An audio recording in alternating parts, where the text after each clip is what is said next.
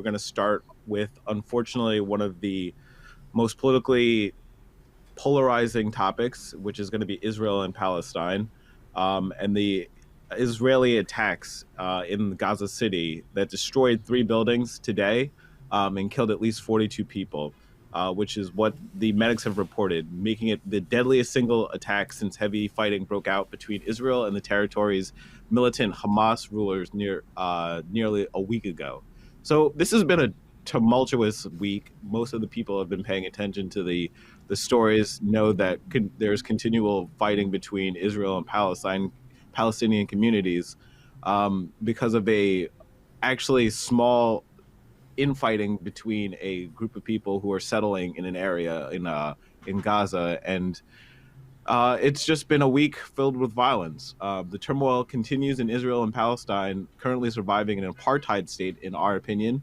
The battle between Israel and Hamas is spilling over into the West Bank, as this passing Friday sparked the most widespread Palestinian protests in years, as hundreds of young demonstrators in multiple towns clashed with Israeli troops, who shot and killed at least 11 people, which was Friday. So these numbers just keep changing. The stats keep going, but the Israeli military has been pretty forthright in saying that they are not going to stop until the insurrection that they see in front of them is closed, which is what is showing with that increased attack.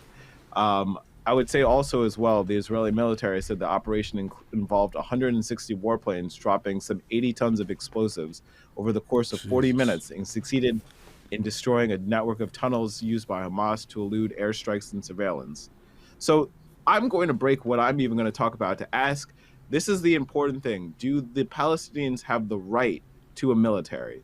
Because that is what one of the main discussion points here really is. Do they have the right to protect themselves? And I would say obviously they should, and they do. And that's the thing, is that we demonize Hamas outright because they are a basically a group that is outside of the government, right? Mm.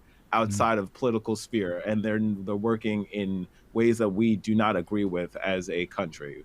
And I believe that violence is wrong in all cases. But I just would like to bring up that topic. What do you guys believe when you hear Hamas? Do you feel that it's just a demonized terminology, or do you see that as, you know, it is just a, go ahead. I think it's a cause and effect. If you're going to attack somebody, you're going to create like situations where people are going to want to fight back. And I'm assuming, like, look, I don't agree with Hamas in general with a lot of the stuff that they do, but I understand, excuse me, why they're doing what they're doing. If Israel started this whole thing with the mosque, right? Like they started initially started with a raid on a mosque when all they were doing was preparing for a protest, right? Something like that. And then that started, and then they shot rockets at Israel, and then Israel shot missiles at them, and then been going back and forth. So I mean, if Israel didn't interrupt the thing in the mosque, which was a peaceful, gathering, uh, all this probably wouldn't have, started. At least, I mean, maybe eventually it would have started, but I don't think it would have, started the way it did just now. It's I blame Israel for the escalation. Um, I don't, like you said, I don't agree with violence either. I don't think either one of them should be fighting each other. You know what I mean? They did. This should be done peacefully. This is supposedly a religious reason why they're fighting in the first place, right? Like they both want claims to that land, right? For what, 60 something, 70 something years, right? How long has it been? It's been like It's I think almost a century. It's about 80 years now, because it's 80 years. 1960. Oh wow, It's gonna be, yeah. It's, yeah. wow. Yeah, I thought it was like 75. I mean, either way, that's ridiculous. I mean, it was It's, 65. So yeah, that's what I'm 65. saying. It's gonna Yeah, be, yeah. yeah, that's crazy. That I don't know. How do you feel, Teresa? I don't know. I think the thing that bothers us the most is that the casualties that end up getting caught in the mix. Because I mean, people have been fighting over land. People have been fighting for religion for, as long as recorded history. You know what I mean? And it's the casualties that we always are more concerned with. The children that are running to school between bomb raids and everything like that. There should be a better way for them to kind of come about. And Israeli, they have a huge army. So, of course, it seems devastating when it comes to their attacks, and it is a little bit like way too much for them to be doing. But I think they're trying to set some kind of a statement with all of this, you know, and trying to really just squash this this insurrection that's going on. But it's like it's way obsessive, not obsessive, excessive, Yeah. and that's the problem. All these people that are caught in the middle of it. They need to find a better way because what's going to be left? What are you going to leave? There's nothing going to be left if you guys are continuing the way that you are. Excuse me. It's the proportion of, if I'm using the right word, it's not balanced. One person kills six people, the other person kills 100 and something people, right? So, like that's not the balance on like payback for like their attacks aren't and Israel has the what's that dome, whatever they call it, Iron Dome. the Iron Dome. So, They that they could defend themselves unlike the other people, But go ahead. I'm sorry. You're saying?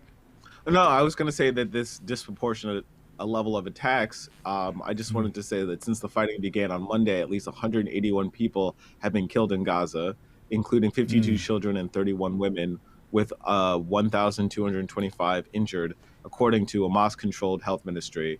While 10 people, including two children, have been killed by militant attacks reported by Israeli officials. So we're talking about, and I was going to say there's a disproportion here because they have a level of security that is a little bit different. And you can say that it's because there was militant attacks from Hamas before that, but they have dominating military force, our tax money, as well Mm-hmm. as other countries' tax money. They have the Iron Dome, which we supplied under the Obama administration, and a center leading ideology that is across a lot of countries in a lot of areas that is the ideology that Israel controls the region and should Yeah. control the region. And with that kind of, we have to be fighting that outright.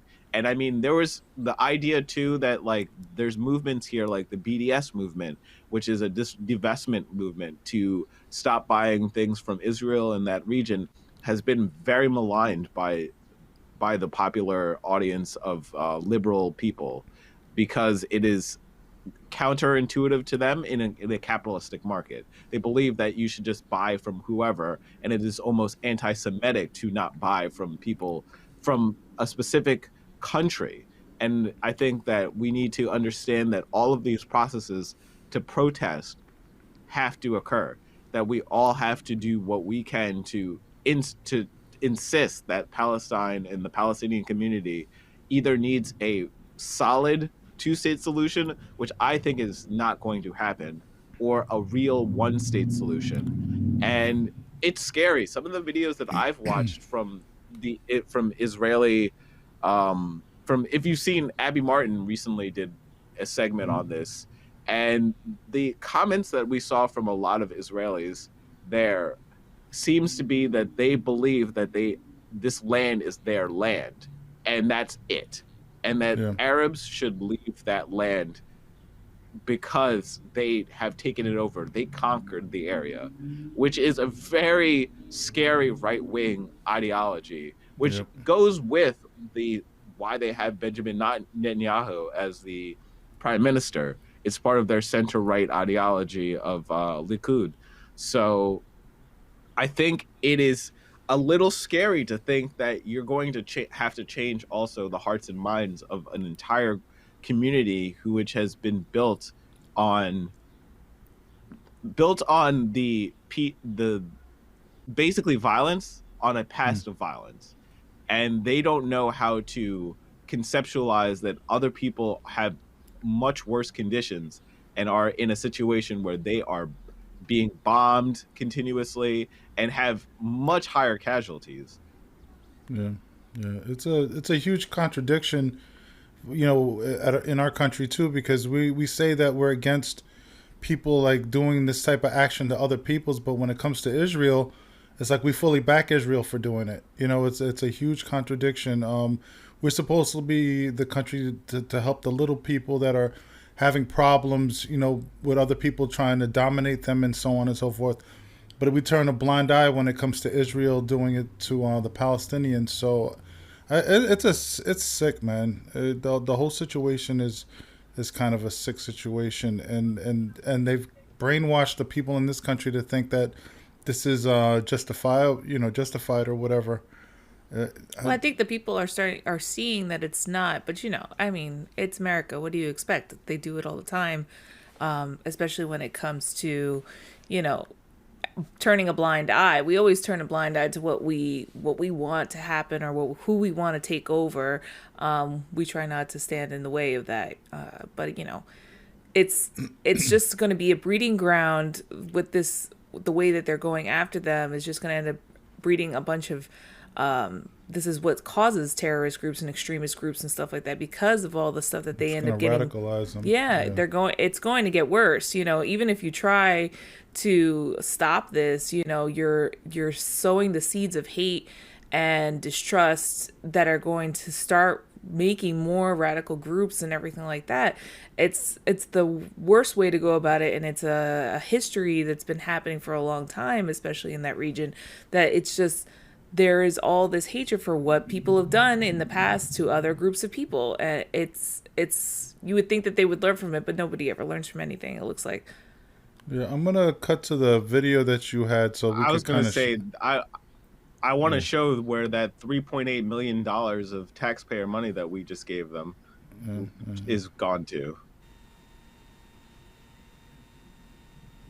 There's no audio That on this, that right? is a there's no audio on this because Oh, this is a building that was destroyed, and the Associated Press was able to get out of the building because they were given an hour's warning from the government they would be bombed. So these are the offices that held Al Jazeera and AP News in that area, and they were bombed. So this is very important because no matter if they assume if there's Hamas there, they did not do a tactical strike in any fashion. What they did is that they are eliminating one of the journalistic outfits that are there. That's yep. one of their that's a major tactic in an armed war is to Mm-hmm. take out the journalistic factions. Get rid of the So that's eyeballs, what right? I Yeah. No eyeballs on the scene. yeah, That's what they want, you know? I'm sorry. Go ahead. That's exactly. crazy. No, exactly. That's exactly what I'm saying. Yeah, man. And I just to close out this discussion, I would say that it's important to note that Arab foreign ministers have urged the International Criminal Court to proceed with an investigation into Israel's possible war crimes here, and the crimes against humanity against the Palestinians, including the planned eviction of Palestinian families from the Sheikh Jarrah neighborhood in East Jerusalem, which is where a lot of this infighting started. Um, and Israel on Wednesday pressed ahead with a fierce military offensive. So, and they killed 10 Hamas military figures. And also, one of the reports that I just had come in was that they had just bombed again and they had killed one of the main Hamas figures. Mm, So, but the fact is that this is an escalation. They have the right in a war to do this, but the fact is that they're using international law to basically keep them safe from anybody. yep. Basically, right now they're allowed to go out there and kill civilians in a different manner because they are not seen as civilians anymore. They're seen as military combatants out in the streets. What kills me is here in the U.S. they give people the impression that Israel's in the middle of a Muslim-dominated area and that they need protection, and so on and so forth.